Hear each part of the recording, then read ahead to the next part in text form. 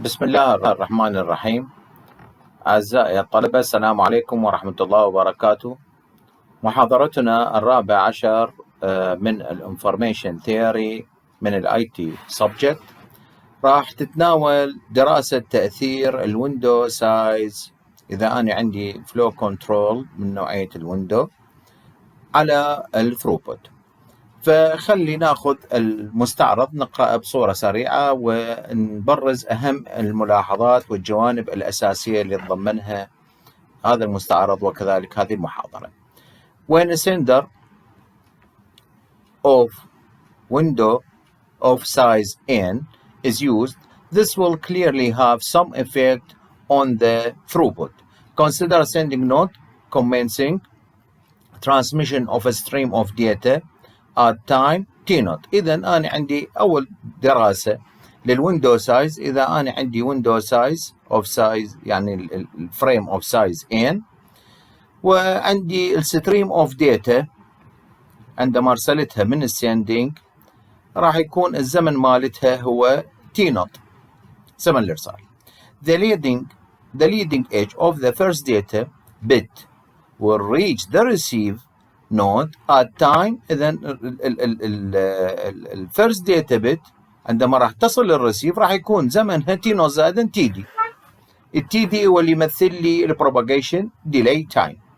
And the trailing edge of the last data will reach the receiving node at t0 زائدا td زائدا tf. هذا الزمن اللي راح يكون عندي بعملية ال trailing edge of the last data عندما يصل إلى receiving. Neglecting the processing time means that we can assume that the receiving node responds immediately by transmitting an acknowledgement. The acknowledgement, which we have already assumed to be negligible length, will reach sending node at time t0 زائدا 2 td زائدا tf. احنا عرفنا إذا احنا هملنا البروسيسنج تايم يعني شنو قصد مع ده؟ إذا حسبت التوتال تايم قلت لكم إنه التوتال تايم في المستعرضات السابقة راح يمثل لي التي اف اللي هو فريم تايم زمن إرسال الفريم زائدا اكنولجمنت إذا أنا عندي اكنولجمنت رجعت لي زائدا بروسيسنج تايم إذا صارت عملية بروسيسنج على الفريم زائدا 2 تي دي، وال2 تي دي لاحظ لأن بروباجيشن للذهاب مالت الفريم والبروباجيشن لإياب الاكنولجمنت. فبالتالي إذا أنا عندي تي بي هملناها ويا تي اي الاكنولجمنت راح أحصل على sending node time at t0 زائدا 2 td زائدا tf. هذا هو يمثل لي التوتال تايم. There are two possible scenarios depending on the window size. زين، بما أنه أنا عندي الفلو كنترول الان فراح نجي نشوف ما مدى تأثير الان على هذا التايم وش راح يأثر لي. طبعا عندي سيناريوهات اثنين. السيناريو الأول the acknowledgement transmitted by the receiving node reaches the sending node before the sending window is full. قبل ما يكون السيندنج ويندو is full. فبهيج حالة ممكن أنه نمثلها يعني إذا عندي acknowledgement transmitted by the receiving node reach تصل السيندنج نود قبل السيندنج نود الويندو يفول عندي، معناته الاكسبريشن راح يكون عندي NTF greater than 2 TD زائدا TF. هذه العملية كلش مهمة.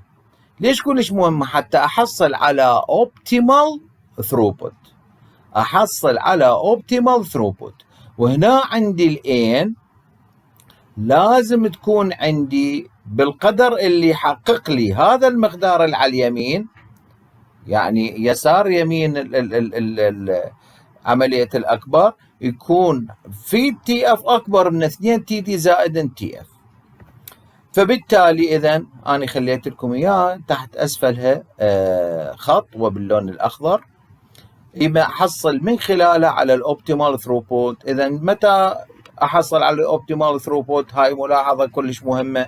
متى ما يكون الويندو سايز حاصل ضربة في التي اف أكبر من 2 تي دي زائدا تي اف. تي دي يمثل لي propagation delay. زين، السيناريو الثاني هو إذا أنا عندي السيندنج نود تي نو زائدا 2 تي دي زائدا تي اف at which point the sending node may resume transmission. يعني خلينا نعيد. The sending window becomes full at time t naught زائدا NTF. The sending node then stops transmitting until acknowledgement is returned that reaches the sending node at time t naught زائدا 2 TT زائدا TF. هاي السيتويشن راح تمثل لي بالاكسبريشن التالية اللي هي NTF أصغر من 2 TD زائدا TF. إذا معناته أنا عندي stops transmitting راح يصير عندي إلى أن يكون acknowledgement is returned that reach sending node بالزمن T naught زائدا 2 TD زائدا TF. هذه السيناريو قل ما يستخدم. أنا اللي يهمني أحصل على optimal throughput، وبالتالي ليش؟ لأن هذا السيناريو الثاني ممكن يسبب لي انخفاض أو reducing بالثروبوت، وأنا أريد أحصل maximum throughput أو الoptimal throughput. لذلك لازم أحافظ على السيناريو الأول هو المهم، أنه يكون NTF أكبر من 2 TD plus TF. هسه نجي طلبتي أعزائي نأخذ مثال بسيط على هذا الموضوع. A frame-oriented data communication system operates at a transmission rate of 512 kilobit per second with a frame length of 512 byte over long distance link which produces propagation delay of 20 millisecond. نعطيني 20 millisecond هذا التايم ديلي أو propagation delay نحن نسميه. A flow control system is required using window mechanism. الفلو كنترول عندي من نوع ويندو، إذا الان تدخل بالحساب الويندو سايز. المطلوب determine the minimum window size which allows the optimal throughput. زين، متى ما أحصل optimal throughput جد قيمة الان. إذا المطلوب إيجاد قيمة الويندو سايز أو المينيمم ويندو سايز اللي أحصل من خلاله الأوبتيمال ثروبوت. بس أذكركم طلبتي بالمعادلة اللي أخذناها بالسيناريو رقم 1 NTF زائد 2 TD greater لاحظ greater ما بيساوي 2 TD زائد NTF. طبعا بعض المصادر تلقون يساوي، هذا اللي يساوي احنا نسميها critical value. critical value for optimum throughput.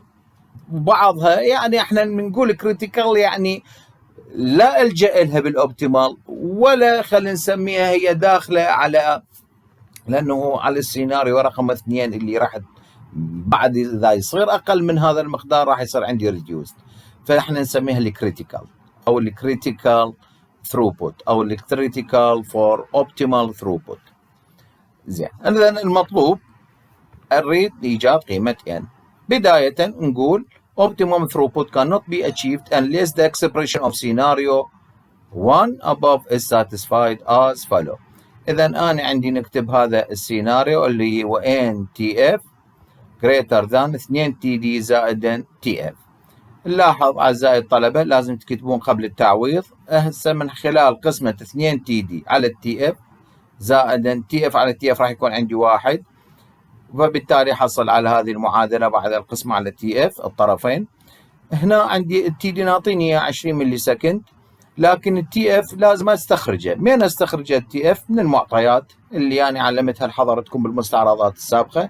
عندي الريت، يعني هنا عندي التي اف راح يساوي لي 512 بايت مضروب في 8، لأنه حتى يحول على بت يقسم على 512 في 1000 حتى أحول إلى بت بير سكند. فبالتالي راح أحصل على التي اف مقدرة ب 8 ملي سكند. فإذا 2 في 20 ملي سكند على 8 ملي سكند راح ينطيني 6. هذا الستة راح يمثل لي أقل ويندو سايز ممكن أنه يحقق لي الأوبتيمال ثروبوت. واحد من الطلاب يمكن يسألني يقول لا دكتور احنا قايلين أكبر، فالويندو سايز أنا بهيك حالة هو 7، لأنه المينيموم احنا نقول أكبر. بس احنا خلنا ناخذ طلبتي ونتفق، طبعا عدة كتب وعدة خلينا نسميه افتراضات بيها، بس احنا راح ناخذ إذا مينيموم نلتزم بهذا الشيء. وأرجو أمنا من منكم طلبتي نلتزم به حتى يكون جوابنا نموذجي.